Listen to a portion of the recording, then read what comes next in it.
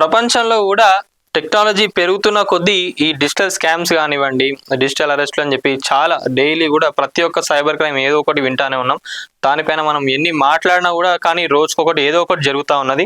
So మళ్ళీ మనకు కొత్తగా ఏంటంటే డిజిటల్ అరెస్ట్ పేరిట హైదరాబాద్లో 78 ఏళ్ల వృద్ధుడి నుంచి 51 లక్షలు కాజేసిన సైబర్ నేరగాళ్ళు. 78 ఇయర్స్లో పెద్ద మనిషి కూడా పైసలు పాపం వాళ్ళ పిల్లలకో వాళ్ళ మనవడిలో మనవరాలకో ఎవరికో ఒకరికి ఇవ్వాలని చెప్పి ఉంటుంది.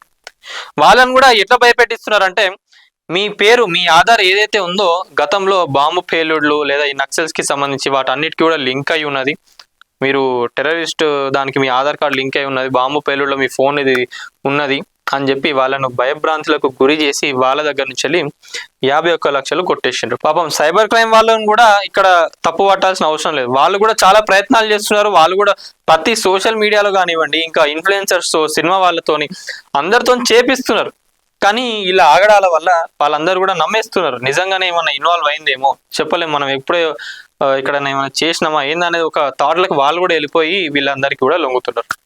సో నేను ఒకటే అడుగుతున్నా ఏంటంటే, చాలా మందిని కూడా వీళ్ళు టార్గెట్ చేసేది ఎవరంటే రిటైర్డ్ అయిన వాళ్ళు, ముసలోళ్ళు ఎవరైతే ఉన్నారో వాళ్ళనే టార్గెట్ చేస్తున్నారు. ఎందుకంటే వాళ్ళు ఈజీగా నమ్ముతారు అని చెప్పి వాళ్ళని టార్గెట్ చేస్తున్నారు.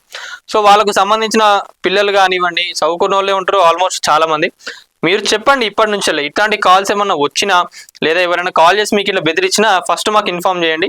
లేదా మీ చుట్టుపక్కల ఉన్న వాళ్ళు ఎవరైతే ఉంటారో వాళ్ళకి ఇన్ఫార్మ్ చేసినాకనే మీరు ఏదైనా స్టెప్స్ తీసుకోండి. అంతేగాని మీరైతే మీ దగ్గర ఉన్న డీటెయిల్స్, ఓటీపీలు, బ్యాంక్ అకౌంట్స్ ఎవరికి షేర్ చేయకండి అని చెప్పి మీ పెద్దవాళ్ళు ఎవరైతే ఉన్నారో వాళ్ళందరికీ కూడా చెప్పండి. లేకపోతే మనలో ఎవరో ఒకరో మనకు తెలిసిన వాళ్ళు దీని బారిన కూడా పడక తప్పదిగా. అందుకే మన చుట్టుపక్కల ఉన్న వాళ్ళని మనం కూడా కాపాడుకుంటేనే బాగుంటుంది. సో వీడియో చూస్తున్న వాళ్ళు ఎవరైతే ఉన్నారో ప్రతి ఒక్కరు వీడియోని లైక్ చేయండి, షేర్ చేయండి, కామెంట్ చేయండి, అట్లనే ఛానల్ని సబ్స్క్రైబ్ చేసుకోండి. Thank you.